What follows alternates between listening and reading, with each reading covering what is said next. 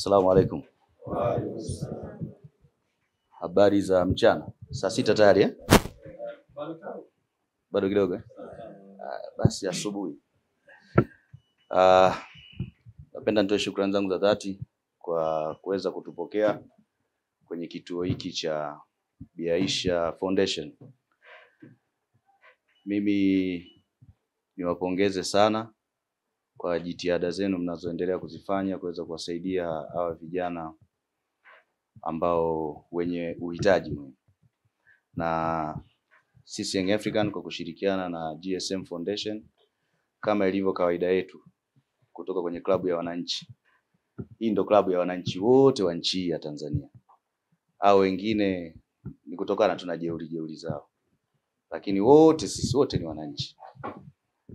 Kwa kushirikiana na taasisi hizi mbili tumeleta hicho kidogo ambacho tunaamini kinaweza kikaongeza kitu kwenye hiki kituo.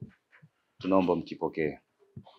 Vile vile wakati huo tupo hapa Mbeya kwa ajili ya mechi yetu ya pili ya ligi kuu Tanzania bara dhidi ya Mbeya City ambayo tutacheza leo.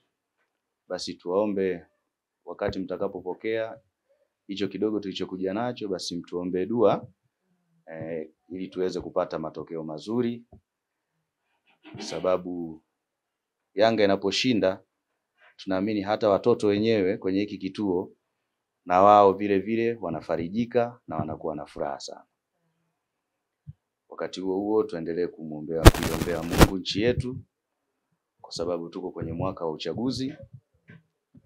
Tuombe tuvuke salama, na kwa uwezo wa Mwenyezi Mungu tunaamini kabisa tutafika kule tunakokuhitaji kufika. Kwa baada ya kusema haya, basi naomba tukabidhi hivi video vichache tulivyokuja navyo muweze kuvipokea. Asanteni sana.